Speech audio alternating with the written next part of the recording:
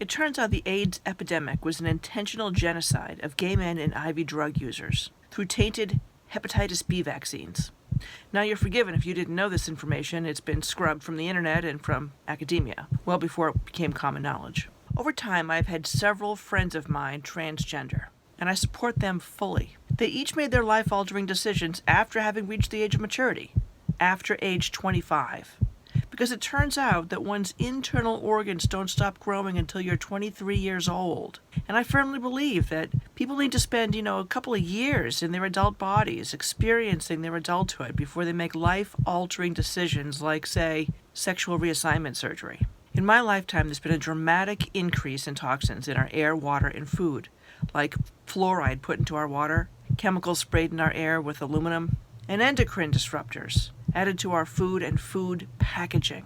The endocrine disruptors, including flexible plastic baby diapers. They get wet from the urine. They're already touching those flexible plastics that are already unstable. That's getting directly absorbed into the baby's gonads and into the bloodstream. This has given our general population man boobs and facial hair for women with polycystic ovaries and fertility issues, and quite possibly gender dysmorphia. These are serious societal problems. With low testosterone, we have men who can't get erections, we have women who can't get pregnant. This result serves a depopulation agenda, as well as a control agenda and a pharmaceutical agenda. So someone, it seems, is intent on culling the queer and perhaps the general population. But the people got clever and they invented IVF, in vitro fertilization, and the lesbians ran with it.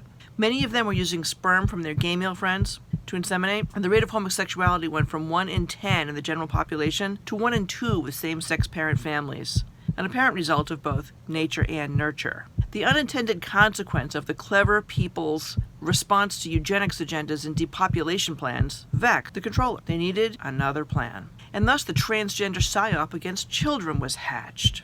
Prepubescent and pubescent children are now indoctrinated all across our country to question their own gender. They're told that gender is separate from their biological sex. Now, it's normal for children to experience hormonal fluctuations and mood swings and mixed feelings as their bodies develop and change. But these same children are being told maybe they're not their biological gender, sowing confusion and preying upon the vulnerable. The George Soros-backed think tanks and NGOs, by offering cash incentives to teachers and school systems, have encouraged children to mutilate their own genitals, destroying their reproductive capacities. And transgenderism creates a whole new demographic of people dependent upon pharmaceuticals for hormone therapies. There's nothing holistic about it. This targets gay children and anyone subject to high levels of endocrine disruptors, which is everyone, really, who eats processed food. Thus, the controllers have succeeded in getting the gays and lesbians to stop reproducing in just a generation through self-mutilation.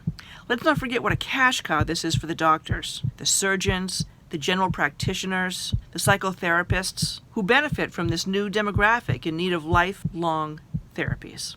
So you see, it's actually an inherently anti-gay agenda, the gay to trans baiting, to diminish the gay population over time through genital mutilation and therefore destruction of their reproductive capacities. At the same time, let's hear it for the trans people. Let's give them some trans appreciation. I was afraid my secret would get out in high school, and despite being the president of my graduating class, I'm quite sure the homophobes would have killed me. I owe it to the trans folks, who dragged the pendulum so far out to left field that we lost sight of the ball. Our political goals as lesbians, gay, and bisexual people started out simple: hospital privileges and inheritance rights. Then we needed parenting rights, too. And the next thing you know, biological males were invading women's bathrooms, locker rooms, and sports competitions. So we're actually scrapping Title IX without any legislative action. We have a term for this, and it's called tyranny, the definition of which is government by a ruler or a small group of people who have unlimited power over the people in their country or state and use it unfairly and cruelly. The modern trans phenomenon has stretched our general understanding of gender and sexuality so far, it reaches well beyond practical comprehension. It is in this light that acquaintances have literally thanked me for just being a regular gay.